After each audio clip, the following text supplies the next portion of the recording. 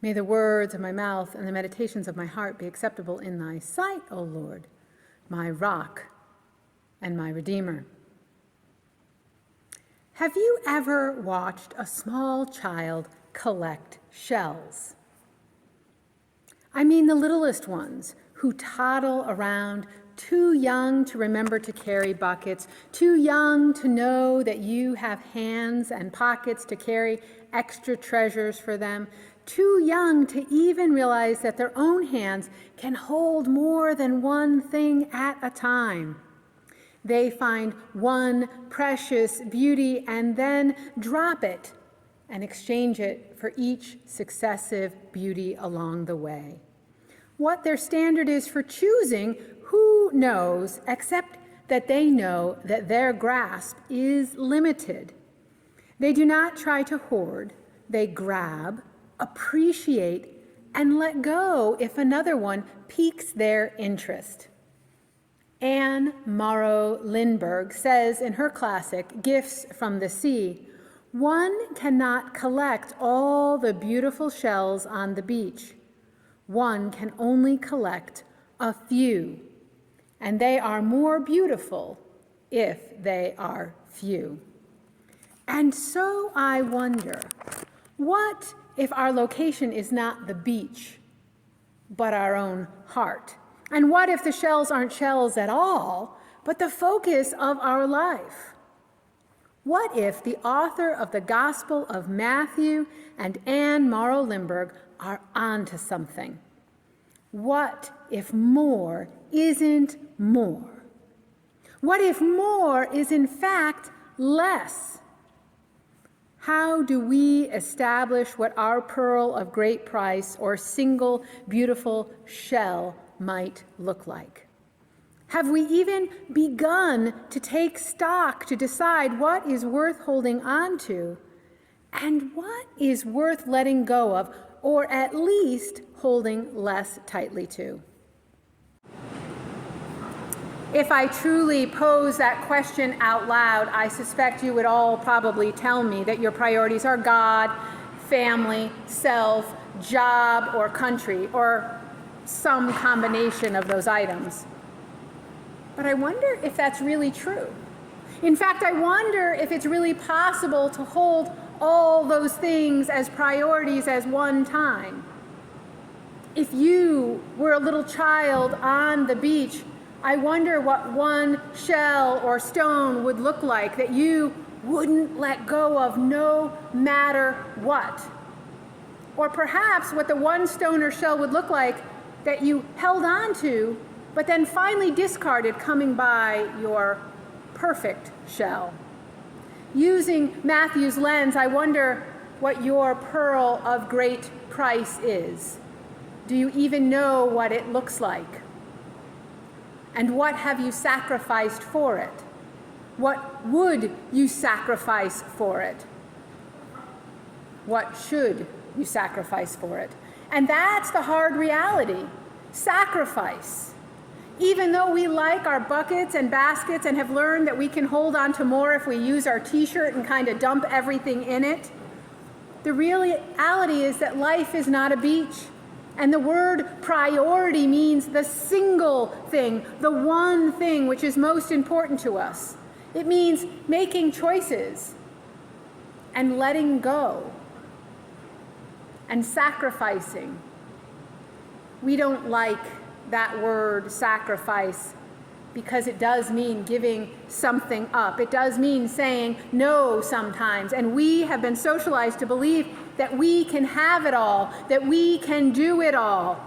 But I submit to you that that's a myth, a false reality that sets us up to constantly strive for more and simultaneously keeps us in a state of feeling like we're failing, or at least lacking in one part of our life or another.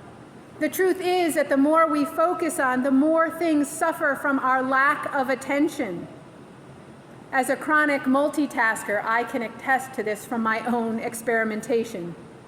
Multitaskers like to think that we are getting more done, but more than a few studies have shown that the more things we try to do, the more our attention gets diluted and our efficiency at any one task diminishes. So what is that one thing for you? What is that thing which is your core, that makes up the central meaning of your being?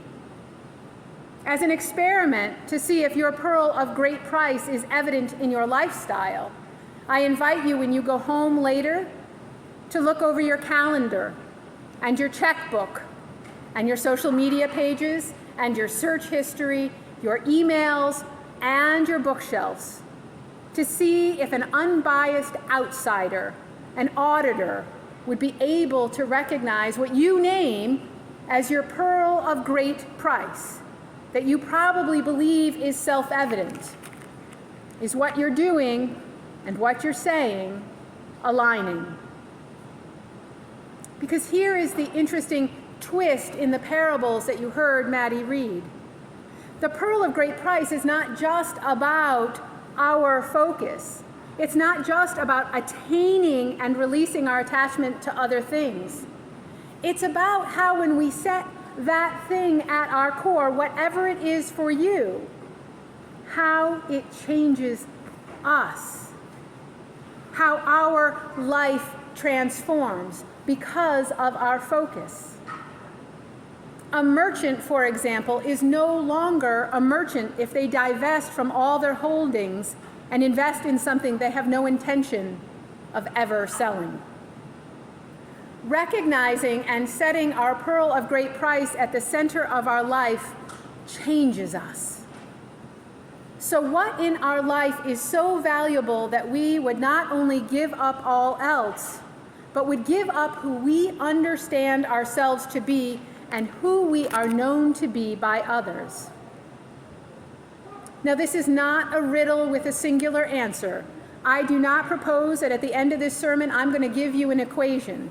Instead, I'm asking you to dig deeper. This is a personal question set before you. What is your pearl of great price? And how do you live into that? And how do you let it change you?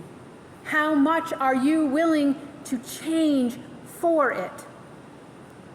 Theologian and professor Amy Jill Levine says in her book, Short Stories by Jesus, the enigmatic parables of a controversial rabbi, we are continually seeking, whether the object is fine pearls, a new job, or another degree, or spiritual fulfillment. But each time we find our goal, it turns out to be ephemeral. She notes, the merchant has removed himself from the realm of buying and selling, seeking and finding, wanting and wanting more. Not only can that cycle be broken, the merchant steps out of it entirely. So for us, what is not only our central truth and purpose, but what is consistent and permanent in life, even as life and the world changes around us? Now, these statements are not supposed to come at you in the form of another "you should" or "you're not doing it right." Instead, they should come as an invitation to remember that you are a human being, not a human doing. You yourself are beloved for who you are, and not for anything you do or for anything that you have. This means that you do not have to strive or flitter here and there to find your value or purpose. But, and also, you have permission to let go. You have permission to release those things that you believe have come to define you. You have permission to change your life, to put that pearl at the center of your life. You have permission to stop doing something even if others expect you to do it, and if you're not sure who will take over doing it if you stop. You have permission to make that pearl the central part of your life and not be in fear of it falling between your fingers and it being lost. There is a great Buddhist tale that Wayne Mueller retells in his book, How Then Shall We Live? He says, a man went on a journey, and he comes to a vast stretch of water. The side of the land that he's on is dangerous, but the other side is without danger. It is clear that he must go to the other side, but no boat traverses the water between the shores, nor is there a bridge that goes over, and it is far, too far to swim even for the best swimmer. And so he decides to make a raft, and he gathers twigs and branches and logs and twine, and he makes a raft. And he makes that journey from this side to that other safer place. And he says to himself when he gets out on the land on the other side, this raft has been of great assistance to me. I should keep it with me always. And so safely on the other side, with no trouble and no other waterways in sight, he hoists the raft, puts it on his back, and carries it with him for the end of his days. Now it sounds like a funny tale, but we each do it all the time. We take something on and we never let it go. Sometimes things are good for a period of time, and sometimes you need to let them go. Now, having said that, I recognize how hard it is to let go of things. I recognize how hard it is to let go of our perception of ourselves and to let go of our own ego. It is hard to let go of the things that define us, hard to let go of things that have been helpful in our lives. It's hard to let go of things that no longer bear fruit, and it is harder to let go of things that are bearing fruit. It is so much easier to add, but subtraction, refinement, and simplicity are the way. This is your one and only life. We don't get a second chance. And what is unique and powerful about our parable today is that in finding our own pearl of great price, we do not in any way inhibit others from finding their great pearl. There is not a search for the one single pearl of great price. There is no singular richest person in the world. Instead, these pearls of great price are very personal, and they are part of a heavenly economy whereby everyone has access to what they need, and everyone can have their own pearl. And even better than that, when we demonstrate the action of the merchant by following our true and pure life's commitment to transform, to find our own pearl, we inspire others to do the same. It is an economy of enough, an economy of riches that is not based on money or any traditionally traded commodity. In fact, I would argue that this is who Jesus is and what Jesus did when he was here on earth. His pearl of great price is the advent of the kingdom of God lived out here on earth. He let this focus change him, and through him, the world. See, we don't know a whole lot about Jesus prior to his baptism when he was about 30. We can only assume that he was a tradesman, a tekton, a carpenter of sorts, like his father Joseph.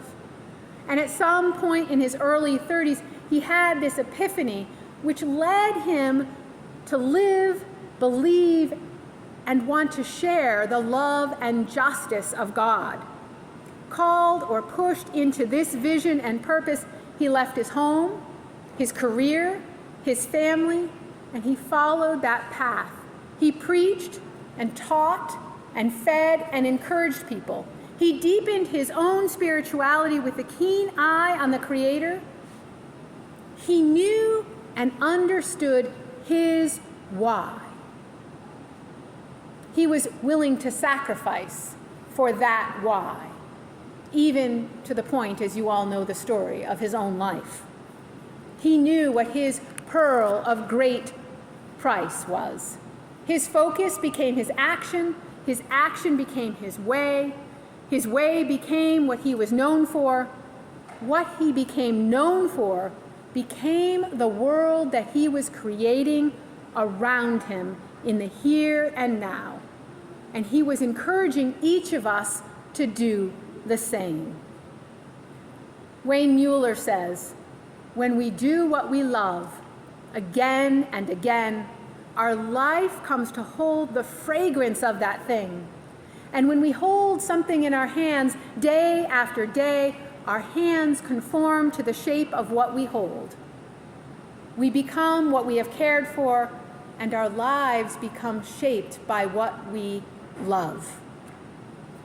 As an example of this action, he tells of the Chinese tradition of aging teapots. In China, the same ceramic pot is used over and over and over again, some for over 100 years. This is so countercultural to us who get new teapots, and who even uses a teapot now that got Keurigs. But over 100 years, the same teapot is used so many times that it becomes infused with the tea. And Mueller says you need only to pour hot water in them, and the pot itself will still make tea. So if we were a teapot, what would our tea taste like? Is it watered down, diffused, or is it a confusing mixture of a multitude of flavors? Or is it rich and true and strong? The poet Rumi says, whatever you wish to marry, go absorb yourself in that beloved. Assume its shape and qualities. If you wish for the light, prepare yourself to receive it. If you wish to be far from God, then nourish your egoism and drive yourself away. If you wish to find a way out of this ruined prison, don't turn your head away from the beloved, but bow and worship and draw near. So may we each continue along our path of refinement, being brave enough to subtract that which does not add to our lives or to the lives of those around us, trusting that we will innately know what that pearl of great price is, what is the highest value of what we have. And let us be willing to be transformed by it, to make the difficult decision. And may our pearl of great price be evident to all that look upon us. Amen. Let us sing now number 403, My Hope is Built on Nothing Less.